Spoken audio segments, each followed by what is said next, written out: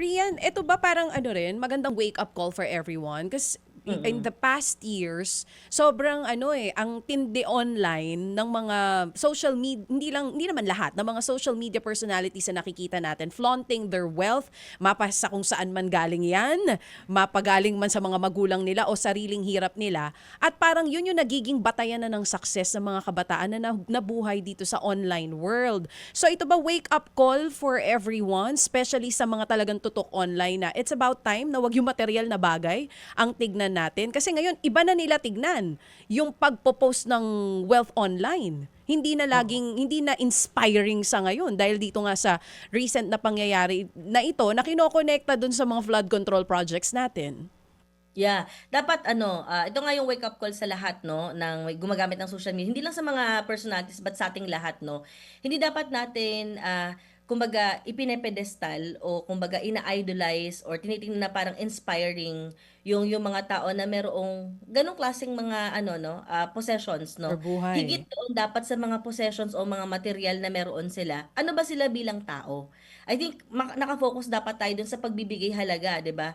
Nung ano ba sila bilang tao, ano ba sila, sa labas nitong, mga ginagawa din nila. So kung magfo-focus tayo dun sa mga bagay talaga halimbawa na hina-highlight natin tulad nung, alam mo yun hindi kayang, bilangin o kaya hindi naman talaga totally masusukat nung mismong, nakikita natin sa social media, feeling ko magbabago din yung mismong definition natin ng success. Baka ito na yung pagkakataon na baguhin natin kung ano ba definition ng success, ano ba talaga ang inspiring.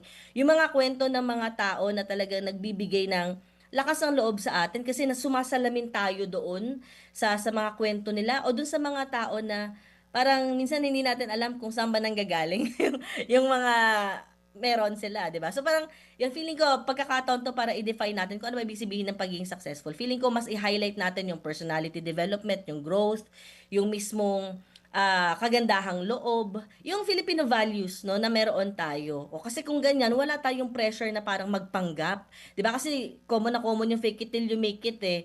'Di ba? Wala naman talaga sila noon kaya ginagawa nila yung iba tuloy kung ano nung pinagagagawa para ma-shortcut nila yung success nila kasi ang definition nila ng success kailangan mayaman ka. Mm. Marami pong definition ng success. Pumasa ka sa board exam, example yan na successful ka. Nagkaroon ka ng college degree sa edad na advanced na yung age mo, successful ka. 'Di At ba? saka Nagso-survive ka araw-araw, ginagawa mo yung makakaya mo, successful ka. So yes. pagkakataon nito para ibahagi natin yung mga storya natin base sa kung ano yung pamantayan natin ng pagiging successful at hindi ito Opo, naka-exclusive lang sa kung ano yung yaman na meron ka. opo. Lahat tayo merong kayang pwedeng i-share.